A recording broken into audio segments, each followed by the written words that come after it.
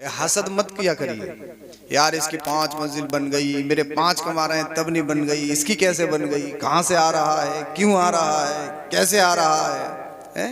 ये हसद है। इसने क्रेटा निकाली तो कहाँ से निकाली, क्यों निकाली, मैं तो मंथली इतना कमाता हूँ, ये यार ये तो कुछ करता भी नहीं है फिर भी कहाँ से आ रहा है, क्यों आ रहा है, ये हसद है।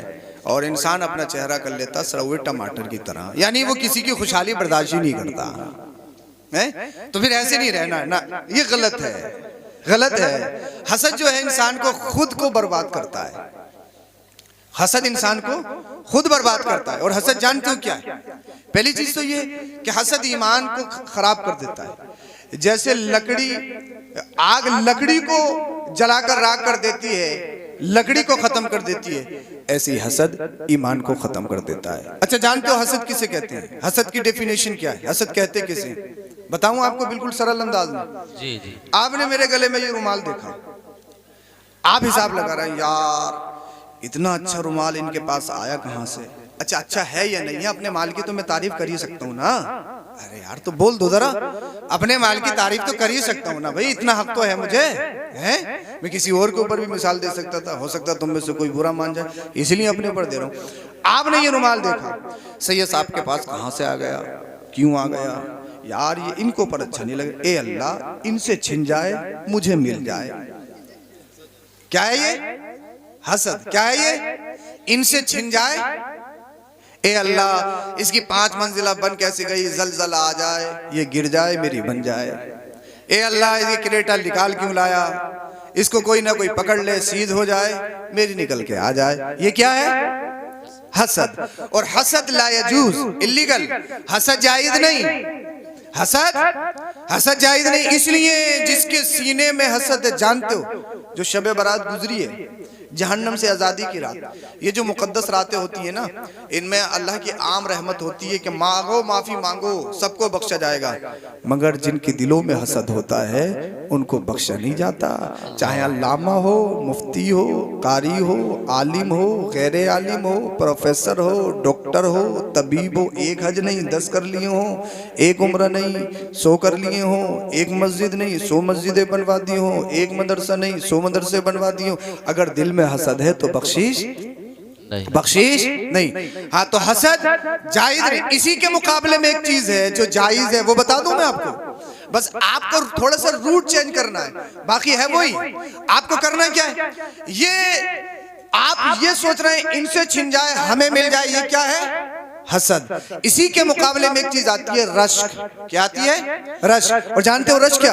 ए अल्लाह जब सैयद साहब को रुमाल मिल सकता है तो हम भी तो तेरे बंदे हैं, हमें नहीं मिल सकता क्या? सुभान अल्लाह। बोल दो यार, बोल दो जरा सुभान अल्लाह। हाँ मैं ज्यादा बुलवाऊंगा नहीं आपको, बस आप मेरी तमीज समझ लीजिए। ए अल्लाह जब इनकी 5 मंजिल बन सकती है, अल्लाह मैं भी तो तेरा बंदा हूँ, जब इनकी बन सकती है तो मेरी नहीं बन सकती। ए अल्लाह जब ये क्रेटा में घूम सकता है, ए अल्लाह मैं भी तो तेरा बंदा हूँ, इसके सदके क्या मुझे फॉर्चूनर नहीं मिल सकती है? जब ये इस तरह से तुम दुआ करोगे, इसको रश्क बोलते, ए अल्लाह इसके भी पास रहे, इसके सदके मुझे भी मिल जाए। जब आप रश्क करोगे फिर अल्लाह की रहमतों की निछावर आप पर झमझम बरसेगी, अल्लाह की रहमतें, अल्लाह की रहमतें आपको घेर लेंगी। तो फिर हसद नहीं करना है। हसद करने वाला इंसान खुद ही मर जाता है। और हसद देखिए हर बीमारी का इलाज है, हसद का इलाज नहीं है। और अल्लामा शेख सादी रहमतुल्लाह ताला अलैह ने तो ये फरमाया, बमीरी हसद का एक इलाज है मर जा, इसके अलावा कोई इलाज नहीं है हसद का, सिर्फ एक ही इलाज है मौत, मौत, मौत। जिसके दिल में हसद है मौत तो इसका इलाज है भाई, इसके अलावा कोई इलाज नहीं है। तो अपने दिल को अच्छा साफ सुथरा बनाइए। सबसे पहले मोहब्बत के साथ दरूद शरीफ का नजराना पेश करें, पढ़िए बाबा से बुलंद, अल्लाहुम्मा सल्ली अला सय्यिदिना व मौलाना मुहम्मद व बारिक वसल्लिम सल्लु अलैहि सलातु व सलाम अलैका या रसूल अल्लाह सल्लल्लाहु अलैहि वसल्लम। अच्छा मैं अगर आपसे कुछ कहूं तो मानोगे आप? तकरीर ए बेटा, बच्चों, ए बच्चों, ए बच्चों, ए बेटा खामोश हो जाओ, आप नहीं सुनना तो बेटा आप चले जाओ, आप बहुत अच्छे हो, मुझे दूर वाले दिख नहीं रहे, अगर आना चाहते हो करीब में तो आ जाएं, जबरदस्ती किसी पे नहीं। अगर कुर्सी छोड़ना चाहते हो, मगर कुर्सी के बदले में कुर्सी मिल रही है, ऐसा नहीं कि आपसे छीन के किसी और को दे दी जाएगी, कुर्सी के बदले में कुर्सी है। होगा ये, आप जितनी जल्दी माहौल बना देंगे इंशाल्लाह मैं जल्दी खत्म करूंगा। सादात इज़ाम का काफिला यहाँ पर मौजूद है, इनके दुआओं के ज़ेर साया चंद बातें आपके गोश गुजार करनी है जी, माशाल्लाह। आप अगर माहौल बनाने और जैसा आप सुनेंगे, अल्लाह करे आप पे कादरी रंग चढ़ जाए, मुझ पे भी चढ़ जाए, फिर सुनने सुनाने में मजा आए। आपको अच्छा लगे ना लगे मुझे कोई मतलब नहीं, मदीने वाले मुस्तफ़ा को अच्छा लग जाए, आमिना के लाल की बारगाह में कबूल हो जाए। अब सुनिए अल्लाह पाक कुरान करीम में क्या इरशाद फरमाता है। अल्लाह पाक ने फरमाया कुल हल यस्तविल लज़ीना यअलमून वल्लज़ीना ला यअलमून, महबूब फरमा दीजिए पढ़े लिखे और बेपढ़े बराबर नहीं, पढ़े लिखे और बेपढ़े बराबर नहीं। जानते हो क्यों? इसलिए इल्म जो है वो रोशनी है, इल्म प्रकाश है, इल्म लाइट है, इल्म हकीकत है, इल्म पहचान है। इसके मुकाबले में जो तारीकी जहल है, जहल ना जानना, वो तारीकी है, वो दलदल है, वो नाशनाई है। इसीलिए अल्लाह पाक ने कुरान करीम में इरशाद फरमाया पढ़े लिखे और बेपढ़े बराबर नहीं, दोनों में फर्क है। कैसे फर्क है? आप देखो, अल्लाह अल्लाह, आपने ये मंच लगाया, यहाँ पर सोफा बिछाया। अब मैं आपसे एक बात पूछना चाहता हूँ, जब हमारी तारीख ली गई तो क्या हमने फोन करके आपको ये बोला था आप हमारे लिए मंच बिछवाना, आप हमारे लिए कुर्सी लगवाना, क्योंकि हम कुर्सी पे तकरीर करेंगे, हम ऊंची जगह पे तकरीर करेंगे? क्या हमने कहा? क्या कोई खतीब कहता है? क्या कोई आलिम कहता है? क्या कोई शायर कहता है? नहीं। फिर भी आप उनके लिए ऊंची जगह का इंतजाम करते हो, बेहतरीन कालीन बिछाते हो, सोफे डालते हो, उनके लिए बेहतरीन डेकोरेशन, बेहतरीन असबाब मुहैया करते हो, उनकी शान और शौकत के लिए। जानते हो क्यों? ये आप नहीं करते हो, आपसे कोई करवाता है। अल्लाह पाक कुरान करीम में इरशाद फरमाता है यरफ़इल्लाहु लज़ीना आमनू मिनकुम वल्लज़ीना ऊतुल इल्म दरजात, अल्लाह जिन्हें इल्म देता है उनके दर्जे बुलंद कर देता है। सुभान अल्लाह, सुभान अल्लाह। अल्लाह जिन्हें इल्म देता है उनके दर्जे बुलंद कर देता है। अब इस स्टेज पे बैठने वाला कौन है? आप ये नहीं देखोगे कौन सी बरादरी से ताल्लुक रखता है, आप ये नहीं देखोगे कौन से कबीले से ताल्लुक रखता है, आप ये नहीं देखोगे कौन सी बस्ती से ताल्लुक रखता है, आप उसके बैकग्राउंड में नहीं जाओगे। इसका बाप क्या करता है? इसका बाप रिक्शा चलाता है, इसका बाप 24 घंटा फैक्ट्री में मेहनत और मजदूरी करके गुजर बसर करता है। आप नहीं जाओगे। आप ही के मोहल्ले में एक अमीर साहब है या चेयरमैन साहब को ले लीजिए।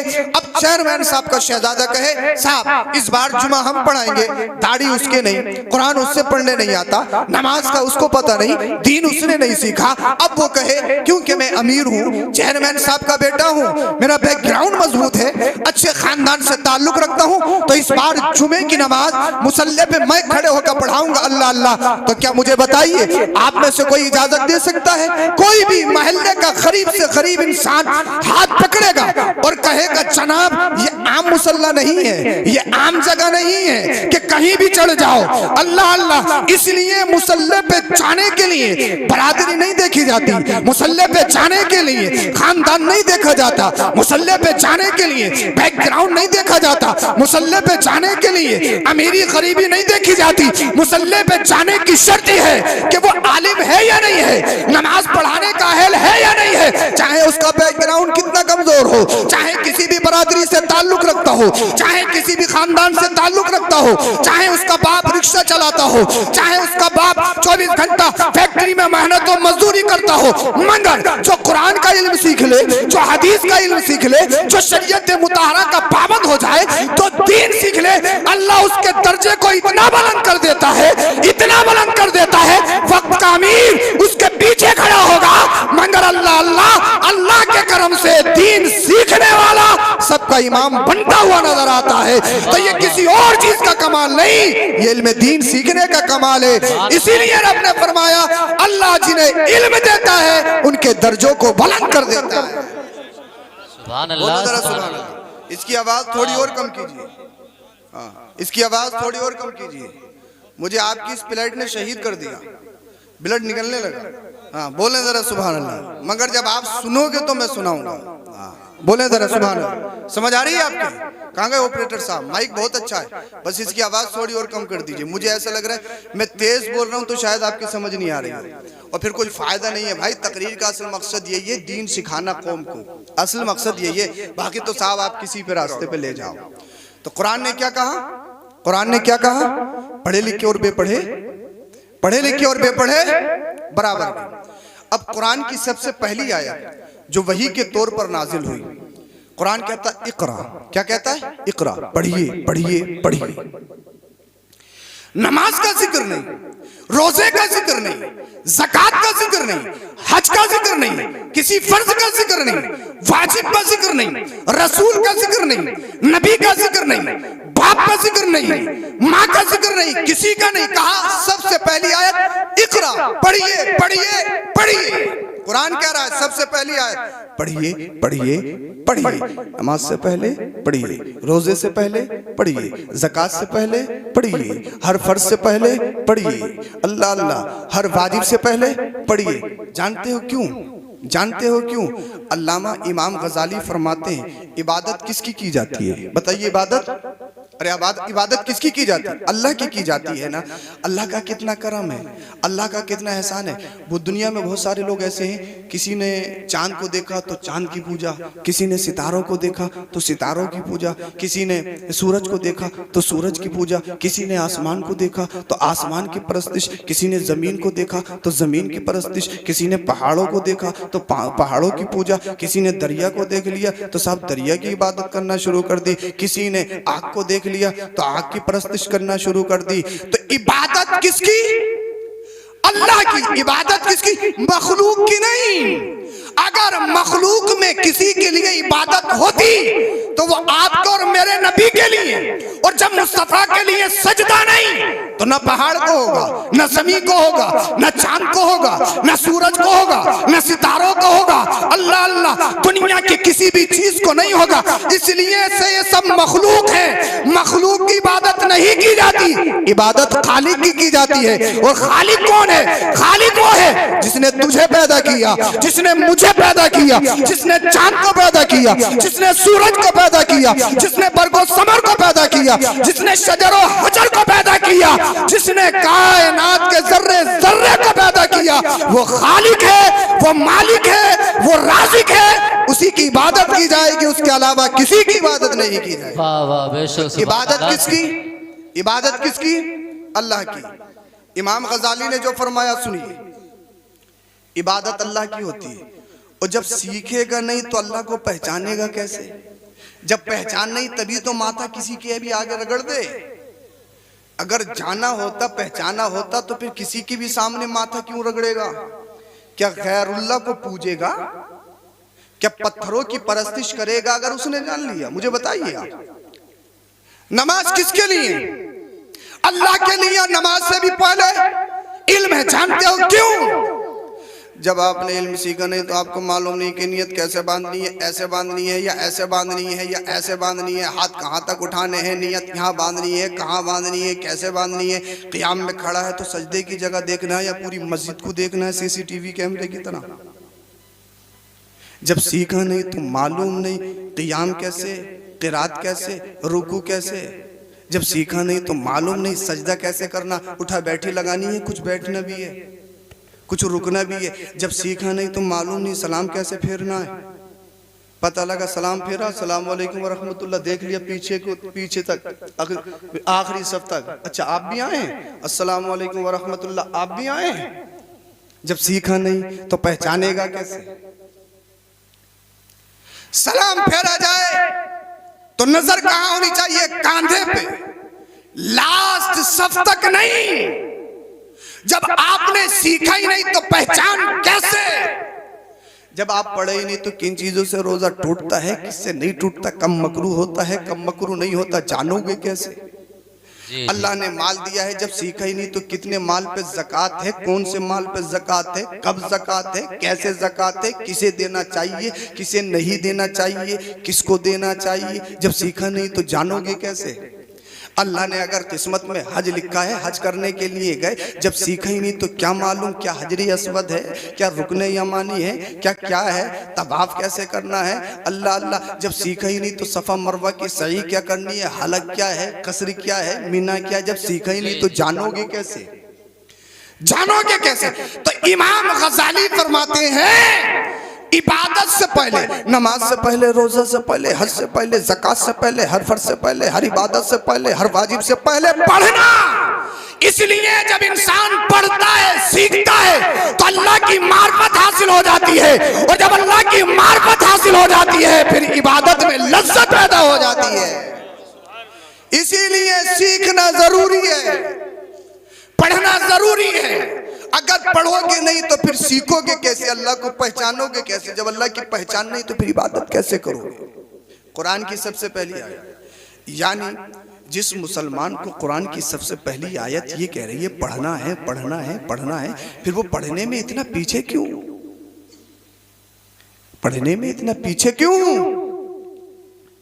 कुरान कह रहा पढ़िए पढ़िए पढ़िए, तो पढ़ने में इतने पीछे क्यों? और सिर्फ खाली पढ़ना ही नहीं, पढ़ना ही नहीं, हर पढ़ाई लिखाई भी तरक्की नहीं है। हर पढ़ा लिखा आदमी भी सही इंसान नहीं है। इसलिए मदीने वाले मुस्तफ़ा की बारगाह में जिब्रील अमीन आए। मैं ये देखूंगा मेरे पॉइंट को कितने लोग कैच करेंगे। एक नुक्ता आपकी बारगाह में पेश करना चाह रहा हूं मैं। अल्लाह के रसूल की बारगाह में जिब्रील अमीन ये वही लेकर आए, इक़रा पढ़िए। मुस्तफ़ा ने फरमाया मा अना बिकारी, मैं नहीं पढ़ूंगा। इक़रा पढ़िए, माना बिकारी, मैं नहीं पढ़ूंगा। इक़रा पढ़िए, मैं नहीं पढ़ूंगा। कहा इक़रा बिस्मि रब्बिक, अपने रब के नाम से पढ़िए। कहा अब पढ़ूंगा। तवज्जो चाहूंगा आपकी। इक़रा पढ़िए, माना बिकारी, नहीं पढ़ूंगा। इक़रा पढ़िए, नहीं पढ़ूंगा। सिर्फ पढ़ने पे अमल नहीं। MBBS छोटी डिग्री है बड़ी? कितना कंपटीशन है भाई। प्राइवेट करोगे तो करोड़ों रुपए का मामला है, छोटी या बड़ी? उसके बाद MS, MD, DM, छोटी डिग्री या बड़ी? MBBS हुए, MS हुए, हमारा बच्चा सर्जन बन गया। सर्जन, हॉस्पिटल खोला, साहब अल्लाह अल्लाह, हॉस्पिटल के सबसे पहले काउंटर लगाया। आप किसी मरीज को लेके गए, आपको डरा दिया गया, आपने देर कर दी, आपको अपने मरीज से प्यार नहीं है, कितनी देरी करके लाए। आप 1 लाख रुपए जमा करिए, उसके बाद में ट्रीटमेंट होगा। आप रिक्शा चलाते हो, कोई मतलब नहीं। आप फैक्ट्री में काम करते हो, कोई मतलब नहीं। आपको लाने हैं, चाहे किडनी बेचो, चाहे भीख मांगो, चाहे जमीन बेचो, चाहे घर बेचो, चाहे बच्चों का सुकून बेचो, आपको जमा करने हैं, करने हैं, करने हैं। उसके बाद में आपको जांचें लिखे जाएंगे, ब्लड जांच होनी है। ब्लड जांच जो 100 रुपए का खर्चा, डायरेक्टली 1000 रुपए, क्योंकि 500 रुपए इतनी बेहतरीन बड़ी डिग्री हासिल करने वाले के हैं, 500 दूसरे के हैं। आप एक्सरा करवाओगे, उसमें रिश्वत, उसमें दलाली। आप अल्ट्रासाउंड करवाओगे, उसमें रिश्वत, उसमें दलाली। आप अल्लाह अल्लाह सिटी स्कैन, MRI या दीगर जांचें करवाओगे, उसमें रिश्वत, उसमें दलाली। मुझे बताइए MBBS, MD, MS इतनी बड़ी डिग्री करने के बाद इंसान नहीं बन पाया। तवज्जो है आपकी? तवज्जो है? कैमरे लगे हैं, किसी डॉक्टर पर गलत कमेंट नहीं कर रहा हूं मैं, किसी को टारगेट नहीं कर रहा हूं, हाशा वल्ला तल्ला, मैं किसी को टारगेट करके तकरीर नहीं करता हूं। मैं आपको समझा रहा हूं, मुझे किसी से कोई मतलब नहीं है, सिर्फ आपको समझा रहा हूं मैं। अल्लाह अल्लाह, मुझे बताइए इतनी बड़ी डिग्री लेने के बाद भी ये इंसान बनने गया था, पता लगा दलाल बन के आ गया जी, रिश्वत लेने वाला बन गया। अरे तूने जब इतनी बड़ी डिग्री की है, इतने बड़ा कंपटीशन में आया है, तो तू दलाल कैसे बन गया?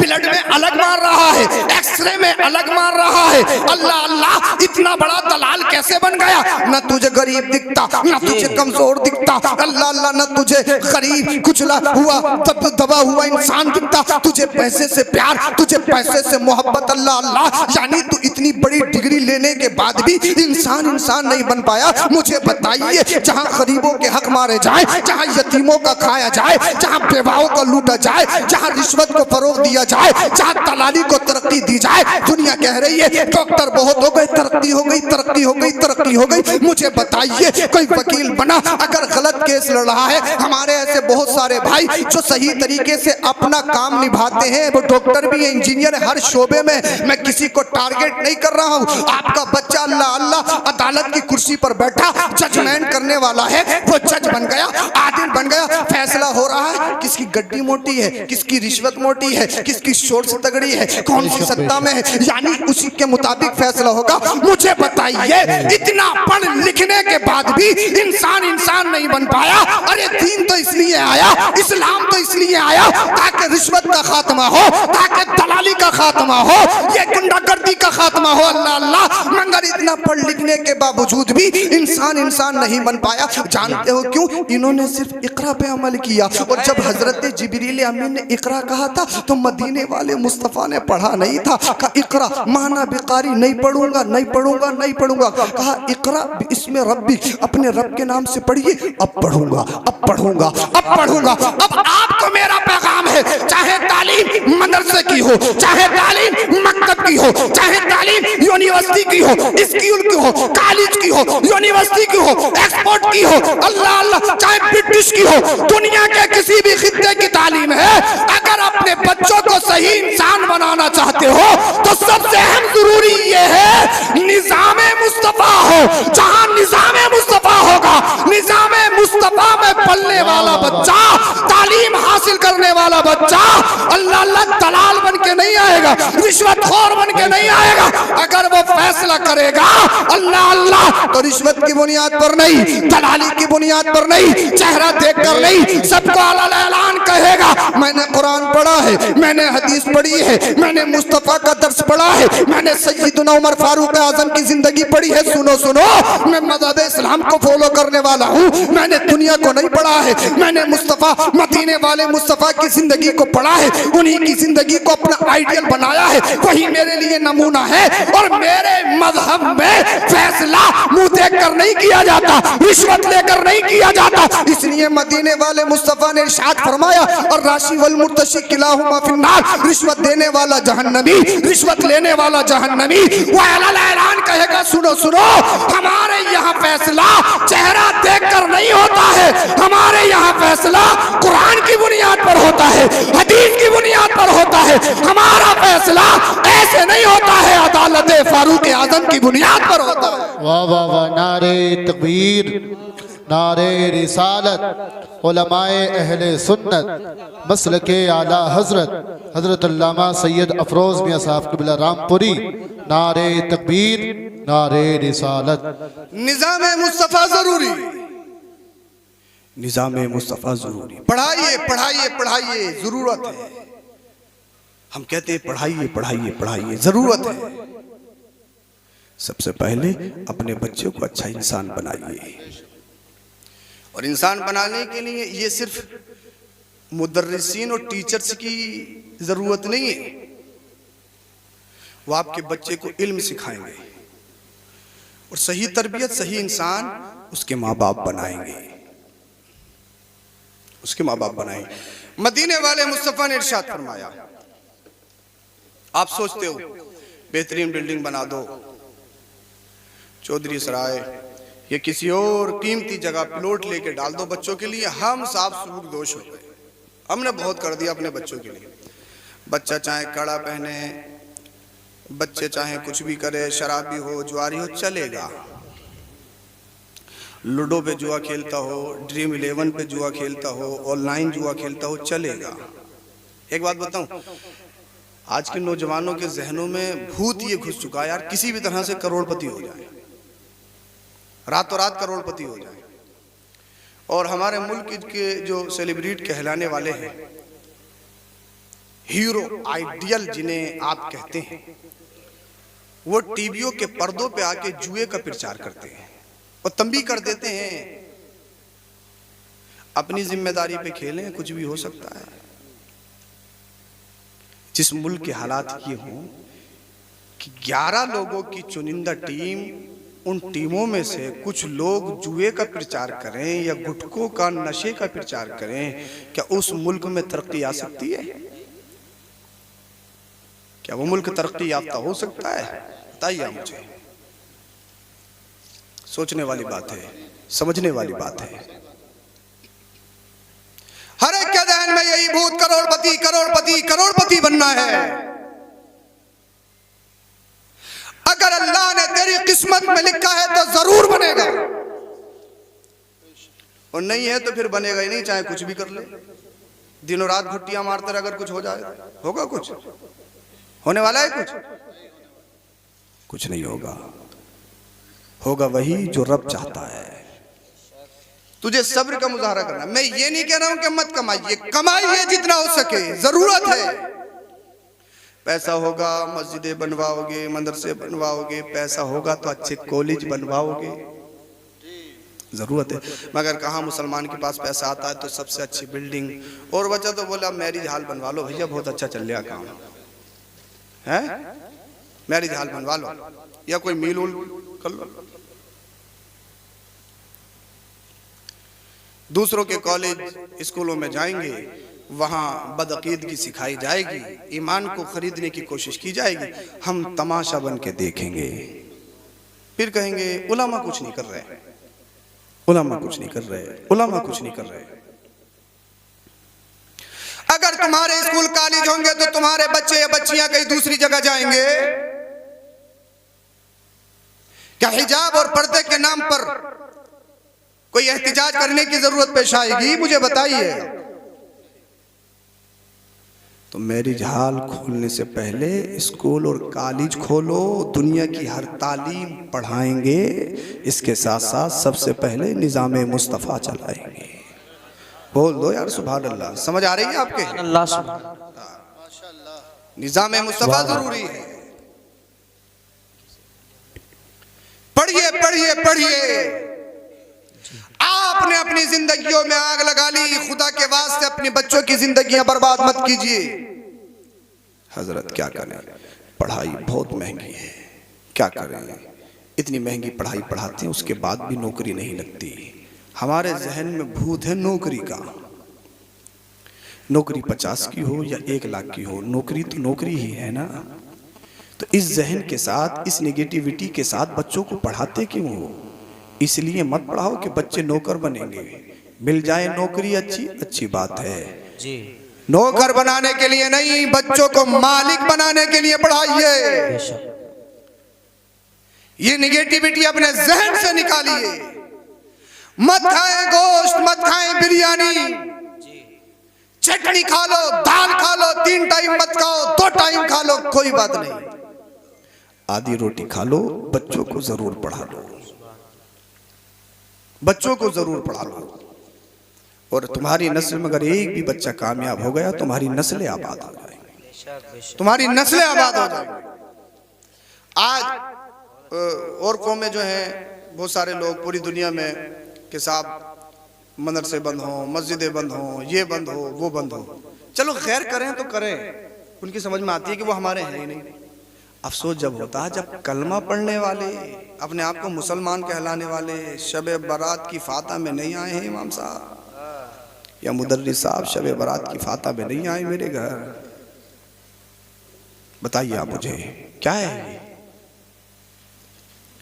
अरे मदरसे मजबूत हैं तो तुम्हारे सरों पे टोपियां ये आपको दिखाई दे रही हैं। अगर मदरसे नहीं होते, ये स्टेज नहीं होता, ये सरों पे अमामे नहीं होते, तुम्हारे सरों पे टोपियां नहीं होती। हिंद के बहुत सारे सूबे ऐसे हैं, आप ही के मुल्क के पूरे पूरे शहर में कोई आलिम नहीं है। पूरे पूरे शहर में, शहर संभल में बसने वालों, ये बुजुर्गों का फैजान है, हर घर में जो आलिम नजर आ रहा है। एक बात बताऊं मैं आपको, उड़ीसा गया था मैं प्रोग्राम में, तो तकरीबन भुवनेश्वर एयरपोर्ट पे मैं उतरा तो वहाँ एक शख्स को मैंने देखा कि वो मुसाफा करने के लिए आया तो चप्पल उतार के आया। मैंने कहा भाई ये क्या कर रहे हो? चप्पल उतार के, जैसे मज़ारों में मस्जिदों में जाते हैं ना लोग, चप्पल उतार के वो मुसाफा करने के लिए आया। उन्होंने आलिम देखे नहीं, उन्होंने मुफ्ती देखे नहीं। अल्लाह का शुक्र है, एहसान है, हमने ऐसे खित्ते में आंखें खोली हैं। हमारे यहाँ जब बच्चा पैदा होता है तो सबसे पहले उसके कानों में ला इलाहा इल्लल्लाह की सदाएं जाती हैं, अजान की आवाजें जाती हैं, उसके कान में नाम नबी लिया जाता है। ये अल्लाह का करम है, एहसान है, इसका शुक्र अदा करो। फल तैयार है, सिर्फ तोड़ के खाने की जरूरत है, वो भी नहीं खाया जा रहा है। टांग अड़ा रहे हो सियासत के चक्कर में, बोले ऐसा हो गया वैसा हो गया, बोले इमाम साहब हमारी नहीं सुन रहे, मुदर्रिस साहब हमारी नहीं सुन रहे। इन मदरसों को मजबूत करो, इन मदरसों को मजबूत करो, इन मदरसों को मजबूत करो।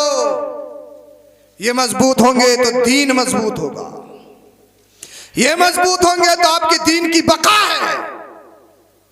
तो जरूरत मदरसों के आड़े आने की नहीं है, बल्कि जो मदरसे के मुंतजिमीन हजरात हैं उनके कांधे से कांधा लगाकर आगे बढ़ो और अपने मदरसों को मजबूत करो।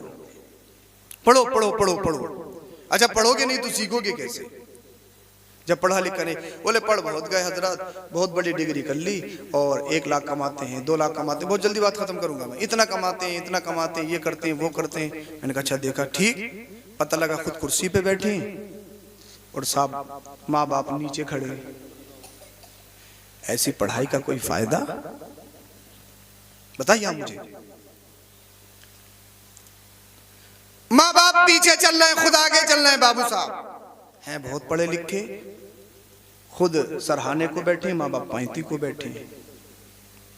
ऐसी पढ़ाई लिखाई से कोई फायदा? और जब बच्चे ज्यादा पढ़ लिख जाते हैं तो माँ बाप अपना हुक्म सादिर करने में कुछ देर सोचते हैं, यार पता नहीं हमारा बच्चा मानेगा या नहीं मानेगा, नाराज तो नहीं हो जाएगा। मैं अल्लाह से दुआ करता हूँ, अल्लाह इतना इल्म मत देना, इतनी शोहरत मत देना, कभी इतनी दौलत कभी मत देना, कभी मेरे माँ बाप के जहन में ये बात आए कि मेरा बच्चा इतना पढ़ लिख गया है कि इसके सामने ये बात करनी चाहिए या नहीं। मैं अल्लाह से दुआ कर रहा हूँ, इतना इल्म मुझे मत देना कि मेरे माँ बाप को सोचना पड़े। ये अल्लाह इसी तरह रखना हमेशा हमेशा हमारे माँ बाप हमें अपनी औलाद और उन्हीं हुकूक के साथ हमें पुकारें जो उनके हुकूक हैं। बेशक वो दौलत वो इल्म किस काम का कि हक बात भी तुम्हारे माँ बाप तुम्हारे सामने ना कह सके। आला हजरत इमाम अहमद रिजा खान फाजिल बरेलवी अली रहमत व रिजवान इरशाद फरमाते हैं, बगैर इजाजत माँ बाप से आगे चलना गुस्ताखी है, बेअदबी है। अल्लाह अकबर। ऊंची जगह पे बैठना ये बगैर इजाजत बेअदबी है। कौन बताएगा तुम्हें? बताइए कौन बताएगा? ये कौन बताएगा तुम्हें? ये मस्जिदें बचाएंगी बताएंगी, ये मदरसे बताएंगे, ये उलामा बताएंगे। और जब यही खत्म हो गए, मस्जिद और मदरसों में ताले पड़ गए, तो मुझे बताओ माँ बाप के हुकूक कौन बताएगा? गरीबों के हुकूक कौन बताएगा? हैं? पढ़ बहुत गए, माँ बाप सबसे हैं। 2 लोगों की गुस्ताखी इंसान को कुफ्र तक ले जाती है। कितने की? हाँ, 2 लोगों की गुस्ताखी इंसान को कुफ्र तक ले जाती है। कभी अंदेशा है कि काफिर होके मरेगा।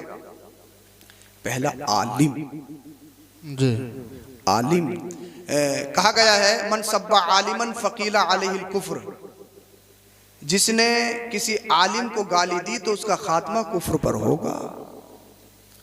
तकरीबन अल्लामा शेख अब्दुल हक मुहद्दिस देहलवी फरमाते हैं, जो किसी आलिम की बुराई करे या गाली दे तो अल्लाह उसकी 10 नस्लों तक आलिम पैदा नहीं करता। अल्लाह अकबर। और आला हजरत इमाम अहमद रिजा खान फाजिल बरेलवी अली रहमत व रिजवान फरमाती, मरीजुल कल्ब खबीसुल बातिन, और कुफ्र पर खात्मा होने का कभी अंदेशा है। अल्लाह अकबर। मन अज़ा मुस्लिमन फक़द अज़ानी व मन अज़ानी फक़द अज़ल्लाह। आमिना के अल्लाह ने इरशाद फरमाया, जिसने किसी मुसलमान को तकलीफ दी गोया कि उसने मुझे तकलीफ दी, और जिसने मुझे तकलीफ दी उसने अल्लाह को तकलीफ दी। तो जब एक आम से मुसलमान को तकलीफ देना, अजियत देना जायज नहीं है। आम सा मुसलमान सिर्फ कलमा पढ़ने वाला, उसका दिल दुखाना जायज नहीं है। तो आलिम तो बहुत बड़ी चीज है, आलिम तो बहुत बड़ी चीज है। आलिम की गुस्ताखी इंसान को कुफ्र तक ले जाती है। और दूसरे हैं माँ बाप। माँ बाप की गुस्ताखी इंसान को कुफ्र तक ले जाती है, ये याद रखना। हाँ, माँ बाप की गुस्ताखी इंसान को कुफ्र तक ले जाती है। सैयद साहब हैं जिंदाबाद, फूलों के हार, गड्डी निछावर, हाथ नहीं, मौका मिल जाए तो पैर भी चूमेंगे। आलिम साहब आए, नारे तकबीर, नारे रिसालत। यहाँ मुसाफे पे मुसाफा, सैयद साहब ऐसा कर दीजिए, वैसा कर दीजिए। सादात की मोहब्बत, बाइस सवाब, बाइस नजात। उलमा की इज्जत, बाइस सवाब, बाइस नजात। मगर एक बात आपसे कहता हूं, उलमा किताबों में फरमाते हैं तुम्हारे लिए तुम्हारे सबसे बड़े पीर तुम्हारे माँ बाप हैं। बेशक बेशक, सुभान अल्लाह, सुभान अल्लाह। देखो तुम सो के सुन रहे हो तो मैं भी सो के सुना रहा हूँ और खत्म करने वाला हूँ इसी मूड में। अगर चाहते हो आप कुछ देर में आपको रंग चढ़ा के सुना दूं तो फिर सुनो, बोलो जरा सुभान अल्लाह। सुभान अल्लाह। तुम्हारे माँ बाप तुम्हारे लिए सबसे बड़े पीर। अगर तुम जलसे में आके गड्डी आप पैसा निछावर करते हैं, फूलों के हाथ डालते हैं, हाथ चूमते हैं, अच्छी बात, ताज़ीम करना चाहिए, मोहब्बत करना चाहिए मुस्तफा से और मुस्तफा की आल से और उलमा से। मगर एक बात गारंटी के साथ कह सकता हूं, अगर तुम्हारे माँ बाप तुम्हारे घरों में नाराज हो, एक सैयद नहीं, अगर 1000 सैयद भी जमा हो जाए, एक पीर नहीं 1000 पीर भी जमा हो जाए, तुम्हें जन्नत नहीं दिलवा सकते। इसलिए अल्लाह ने जन्नत माँ बाप के कदमों में रखी है। वाह वाह वाह, नारे तकबीर, नारे रिसालत, उलमाए अहले सुन्नत, अज़मते वालिदैन, नारे तकबीर, नारे रिसालत। हमारे हाथ पैर चूमने से पहले माँ बाप के भी चूमो। ये थोड़ी शबे बारात आई, स्टेटस ठोक दिया, माफ कर दियो, माफ कर दियो, माफ कर दियो, फेसबुक पे लगा दी स्टोरी, बोले माफ कर दियो, माफ कर दियो। हर एक भेज रहा है, सैयद इश्तियाक साबरी साहब के पास, सैयद माजिद मियां साहब के पास, बोले हुजूर माफ कर दियो। हुजूर कह रहे हैं कभी हमारी आपकी कोई लड़ाई तो हुई नहीं है, कभी मिले नहीं है, तो माफी किस चीज की? ट्रेंड चल रहा है। बाप से 1 साल से बोला नहीं है, माँ से 1 साल से बोला नहीं है, पूरे मोहल्ले का गल्ला खा गया, माफी मांग रहा है ऑनलाइन। कितनी दलाली, कितनी रिश्वत खा गया और माफी मांग रहा है ऑनलाइन। ऐसी माफी से कोई फायदा? ऐसी माफी से ये कौन बताएगा तुम्हें? ये मदरसे बताएंगे, ये मस्जिदें बताएंगी, ये उलमा बताएंगे। तो इनके पीछे मत पड़ो, इनके कांधे से कांधा मिलाकर खड़े हो जाओ और अहद करो, हमने अपने इमामों को मजबूत करना है, हमने अपने मदरसों को मजबूत करना है। दुनिया में इनकलाब लाना है। तो किसी ने एक बात कही थी, ये मत बताओ कुरान में ये लिखा है, हदीस में ये लिखा है। जब वो तुम्हें कुरान हदीस को मानते नहीं है तो उनकी बात मानेंगे? भाई मेरी बात आप जब ही तो मानोगे जब मुझे मानते हो। जब मुझे मानोगे नहीं तो मेरी बात मानोगे, सुनोगे भी नहीं। तो पहले मानना जरूरी शख्सियत को, उसके बाद में जब शख्सियत पहचानी जाती तभी उसकी बात मानी जाती है। तो पहले मानना जरूरी है। तो किसी गैर मुस्लिम, नॉन मुस्लिम ने पोस्ट की, ये मत बताओ कि कुरान में ये लिखा, हदीस में ये लिखा है। बोले फिर क्या करना चाहिए? बोले करना ये चाहिए जो कुरान और हदीस में लिखा है, मुसलमान उस पर अमल करके दिखाएं, लोग खुद ब खुद कलमा पढ़ के मुसलमान होते हुए नजर आए। बोल दो जरा सुभान अल्लाह। अमानत अमानत अमानत की पासदारी। अभी फिलिस्तीन इजरायली एक खातून का इंटरव्यू आया, वो कहती है कि फिलिस्तीनी सिपाही मेरे घर में दाखिल हो गए, मुझे मेरा घेराव कर लिया। एक फिलिस्तीनी सिपाही आगे बढ़ा, कहा बहन रोने की जरूरत नहीं, परेशान होने की जरूरत नहीं। वो कहने लगी क्यों? पूरा कब्जा कर लिया, जंग छिड़ रही है, इधर से उधर से कत्लो गारत है, तुम कह रहे हो परेशान होने की जरूरत नहीं। फिलिस्तीनी सिपाही आगे बढ़ा, कहा मेरी बहन मैं आतंकवादी नहीं हूं। बोल दो जरा सुन।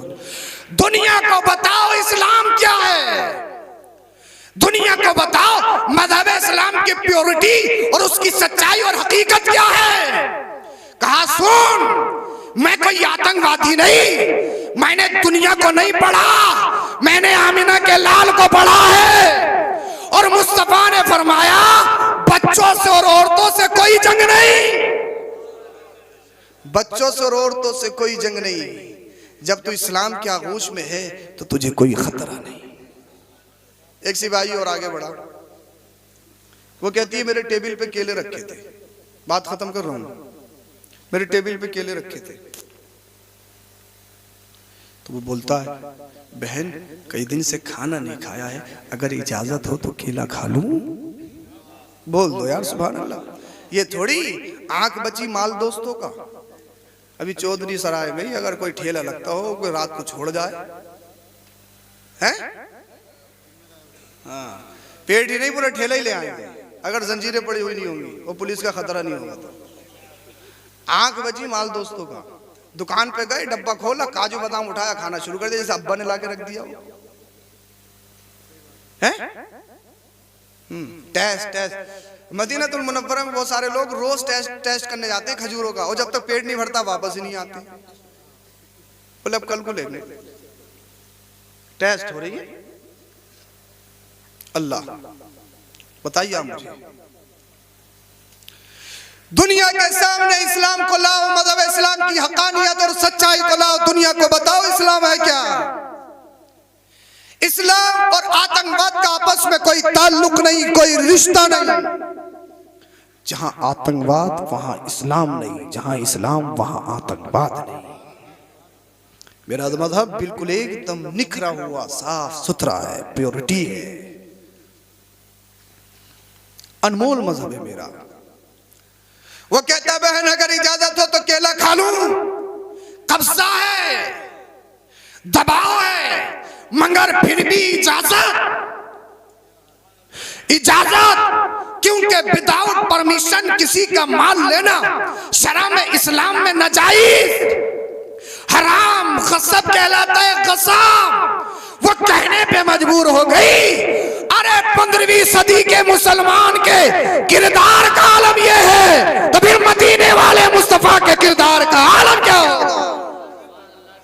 दुनिया को बताओ ये है हमारा मजहब, ये है हमारा इस्लाम।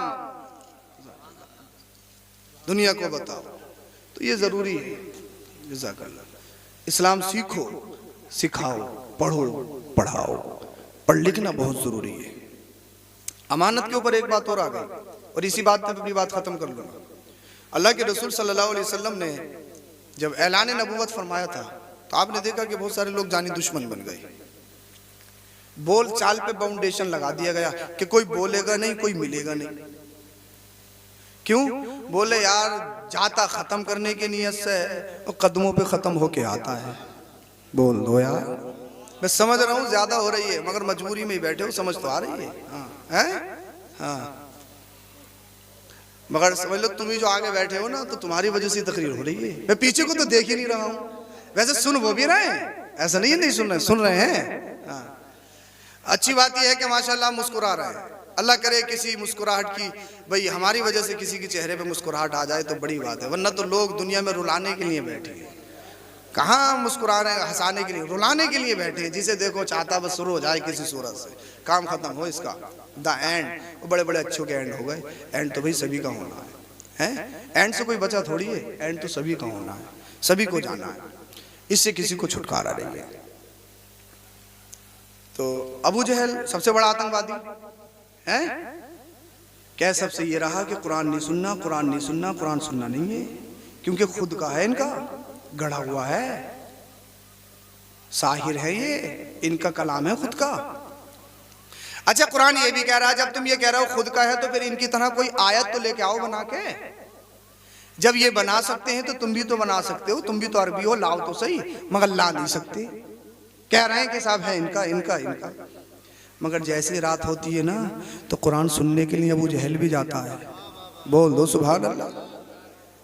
अबू जहल भी सुन रहा साहब।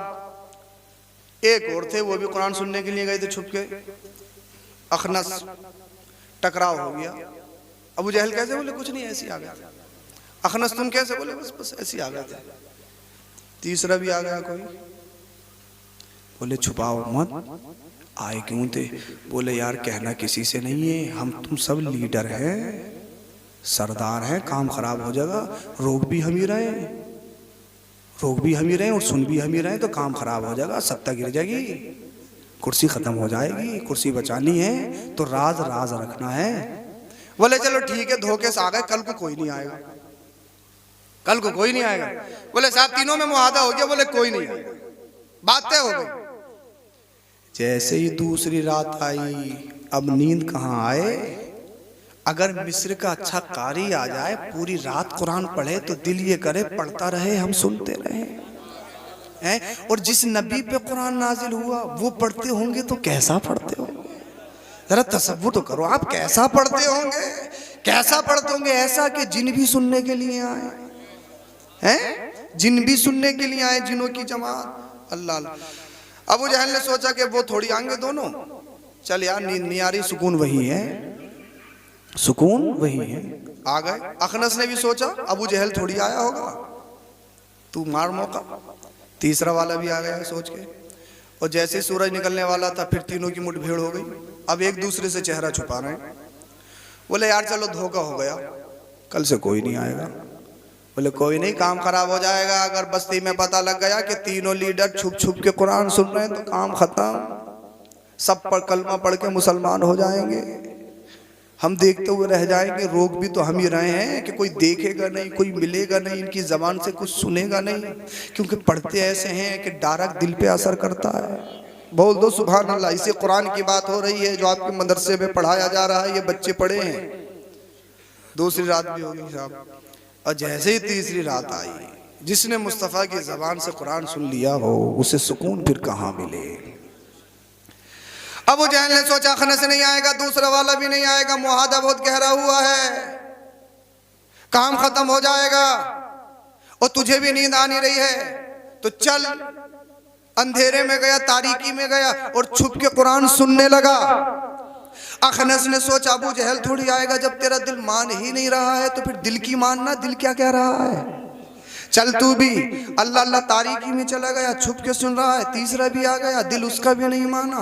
तीनों फिर कुरान सुन रहे हैं, पूरी रात सुनते रहे सुनते रहे सुनते रहे। और जैसे ही सूरज निकलने वाला था, जैसे ही चले तीनों की मुठभेड़। फिर अबू जहल तुम, अखनस तुम, फुला साहब तुम। हाँ यार आए तो हैं। बोले अब पानी जो है सर से ऊपर होने वाला है, 3 दिन लगातार हो गए हैं, बात कहाँ तक छुपेगी, पता लग ही जाएगा। अगर पता लग गया तो काम खराब हो जाएगा, सत्ता गिर जाएगी। सत्ता बचानी है ना, तो इस चीज पे कंट्रोल करना होगा। इन्होंने एक पर्चा लिया, इन्होंने दरखास्त ली और उस पर मुआहदा किया, अब कोई नहीं आएगा, अब कोई नहीं आएगा, अब कोई नहीं आएगा, तुमसे तवज्जो चाहता हूँ। अल्लाह अल्लाह। अब किसी ने अबू जहल से पूछा, अबू जहल बता तेरा कंसेप्ट मदीने वाले मुस्तफा के ताल्लुक से है क्या, तेरा ख्याल है क्या, तू मोहम्मद बिन अब्दुल्ला के बारे में सोचता क्या है। अबू जहल बोला किसी से कहोगे तो नहीं, बोल दो यार बोल दो, किसी से कहोगे तो नहीं, कि किसी से नहीं कहेंगे। छुपाना चाह रहा था। 14 सदियां गुजर गई, ऐसा खुला ऐसा खुला ऐसा खुला, अभी भी बयान हो रहा है। मैंने कहा सुन, छुपता वही है जिसे रब छुपाए, वही छुपता है जिसे रब छुपाए। अब आपकी तवज्जो चाहूंगा, आपकी तवज्जो चाहूंगा। अबू जहल ने कहा, तफसीर जलालैन के हाशिये में ये रिवायत लिखी है तकरीबन तफसीर साबी के हवाले से। अबू जहल ने कहा किसी को बताओगे तो नहीं, कहा किसी को नहीं बताएंगे, मगर ईमानदारी से बता मोहम्मद बिन अब्दुल्ला के बारे में तेरा ख्याल क्या है, कॉन्सेप्ट क्या है। अबू जहल कहने लगा यार कहने को कुछ भी कह लो, मगर मोहम्मद बिन अब्दुल्ला सच्चे हैं, यानी दुनिया का सबसे बड़ा आतंकवादी, सबसे बड़ा टेररिस्ट, सबसे बड़ा दुश्मन रसूल, गद्दार रसूल, जो शबो रोज मुस्तफा के मिशन को, मजहब इस्लाम को टारगेट करता है, मिटाना चाहता है। मगर उससे पूछा गया बता तो सही मोहम्मद है कैसे। कहने लगा यार बात तो ये है, मोहम्मद बिन अब्दुल्ला सच्चे हैं सच्चे हैं सच्चे हैं, ये जादूगर नहीं, ये साहिर नहीं, ये इनका कलाम नहीं है। इसलिए अरबी तो हम भी बहुत जानते हैं, मक्का में बसने वाले बड़ी बड़े फसियों बलीग हैं, मगर इन जैसा कोई कलाम नहीं करता, इन जैसा कोई पढ़ता नहीं है। फिर पूछने वाले ने पूछा ये तो बता जब सच्चे हैं तो फिर कलमा पढ़ के मुसलमान क्यों नहीं हो जाता। कहने लगा यार चाहता तो हूँ, मगर बात ये है अपनी कौम का लीडर हूँ, सैयदुल वादी हूँ, अगर अल्लाह अल्लाह इसलिए मैं सत्ता में हूँ, मैं कुर्सी पर हूँ। अगर मोहम्मद बिन अब्दुल्ला की बारगाह में जाऊंगा कुर्सी छोड़नी पड़ेगी, सत्ता को लात मारनी पड़ेगी। अल्लाह अल्लाह उनकी बारगाह में जाऊंगा, गुलाम बनना पड़ेगा। मैंने कहा नादान, ये तेरी बेवकूफी है, ये दरगोदर है। अगर हबशा का रहने वाला काली रंगत वाला बिलाल अगर मुस्तफा की बारगाह में आ जाए, मुस्तफा का दीवाना बन जाए, तो फिर वो गुलाम नहीं, वो आम इंसान नहीं, बल्कि मदीने वाले मुस्तफा का इश्क उसे जमाने का इमाम बना देता है। अरे ये वो दर है, ये वो दर है, यहाँ गुलाम बन के आए जमाने का ताजदार बन जाता है। जब तक बिके ना थे, कोई पूछता ना था, तुमने खरीद के आका अनुमान कर दिया। सुभान अल्लाह, माशाअल्लाह। ये दर वो दर है, ये कुरान वो कुरान है। बहुत सारे लोगों ने पढ़ना इसलिए शुरू किया कि खत्म करेंगे, पता ये लगा पढ़ते पढ़ते कुफ्र खत्म हो गया, कलमा पढ़ के मुसलमान हो गए। हदीस पाक सुनिए, तकरीर मैंने खत्म कर ली जो पढ़ी। अल्लाह के रसूल ने इरशाद फरमाया, पैदा होने से मरने तक इल्म दीन हासिल करो। क्या? हाँ, पैदा होने से। आज ही बच्चा पैदा हुआ तो पढ़ाई पे बिठाल दो। एक दिन का बच्चा पढ़ेगा? एक दिन का बच्चा पढ़ सकता है? या भैया कोई संभल का ऐसा हाफिज कारी है जो उसे पढ़ा सके? हैं? हमारे बस की तो है नहीं भाई, हम तो मना कर रहे हैं, पहले हाथ खड़े कर रहे हैं। हमारे बस के नहीं है कि हम 1-2 दिन के बच्चे या 1 साल के बच्चे को पढ़ा लें। पढ़ने पढ़ाने के लिए इफ़हाम व तफ़हीम का मादा होना ज़रूरी है, समझना और समझाने की सलाहियत होना ज़रूरी है। और 1-2 दिन का बच्चा, छोटा बच्चा, वो लैंग्वेज नहीं समझता, वो कुछ पूछ नहीं सकता, हम उसे कुछ बता नहीं सकते, तो पढ़ेगा? वो मुस्तफ़ा क्या फरमा रहे हैं? पैदा होने से मरने तक। या रसूल अल्लाह, मतलब क्या है? तो शारिहीन ने शरह फरमाई, मकसद ये है पढ़ने के 2 तरीके होते हैं, एक डायरेक्ट होता है, इनडायरेक्ट होता है। मैं जो तकरीर कर रहा हूँ ना, ये इनडायरेक्ट कर रहा हूँ, इस मशीन की वजह से कर रहा हूँ। तो पढ़ने के, बच्चा आज ही पैदा हुआ खुद नहीं पढ़ेगा, फिर कैसे पढ़ेगा? कहा गया माँ की गोद बच्चे के लिए पहला मदरसा है, पहला मकतब है। बच्चा खुद नहीं पढ़ेगा, माँ से पढ़ेगा, माँ से। जो माँ की एक्टिविटी होगी वो बच्चे में आएगी। अगर माँ पाकिस्तानी सीरियल देखेगी, बच्चे में असरात आएंगे। माँ अगर हिंदुस्तानी मूवीज देखेगी, बच्चे में असरात आएंगे। अगर माँ अल्लाह अल्लाह गाने गाती है, सब्बो शितम करती है, तो बच्चे में असरात आएंगे। तभी तो तुमने देखा 1 साल का बच्चा हुआ और 1 साल का बच्चा होते ही मोटू पतलू मांगने शुरू कर दिया। मोटू पतलू से चुप रहा है, मोटू पतलू से नीचे नहीं आ रहा है, गेम से चुप रहा है, मोबाइल से चुप रहा है। तो मैंने आपको क्या बताया? अल्लाह अल्लाह, बच्चा खुद नहीं सीखेगा। मदीने वाले मुस्तफा ने इरशाद फरमाया, पैदा होने से मरने तक इल्म दीन हासिल करो। तो मतलब ये है, ए मेरी माँ, बच्चे में खुद में सलाहियत नहीं है, अब ये तेरी जिम्मेदारी है। मदरसा भेजने से पहले, स्कूल भेजने से पहले, किसी मुदर्रिस के पास भेजने से पहले, किसी टीचर के पास भेजने से पहले, सबसे पहला मदरसा तू है, सबसे पहला मकतब तू है, सबसे पहला मुदर्रिस तू है, सबसे पहला टीचर तू है। ए मेरी माँ, जैसी तेरी एक्टिविटी होगी वैसे ही तेरी आगोश में पलने वाला बच्चा होगा। अगर माँ मुदर्रिसा, टीचर, अगर फातिमा ज़हरा खातून जन्नत मुस्तफा की बेटी हो, तो उनकी आगोश में जो बच्चा पलता है, उसी बच्चे को करबला का हुसैन कहा जाता है। माँ से सीखेगी, माँ से सीखेगा बच्चा, तो माँ की जो एक्टिविटी होगी वो बच्चे में आनी है। तो माँ बाप को लाजमी है कि अपने बच्चों की सबसे पहले, मकान से पहले, दौलत से पहले, हर चीज से पहले अपने बच्चों की सही तरबियत करो। अल्लाह पाक हम सबों को अमल की तौफीक बख्शे। कलमा शरीफ पढ़िए, ला इलाहा इल्लल्लाहु मुहम्मदुर रसूलुल्लाह, अस्तगफिरुल्लाहल अज़ीम व मा अलैना इल्लल बलाग। अस्सलामु अलैकुम व रहमतुल्लाह।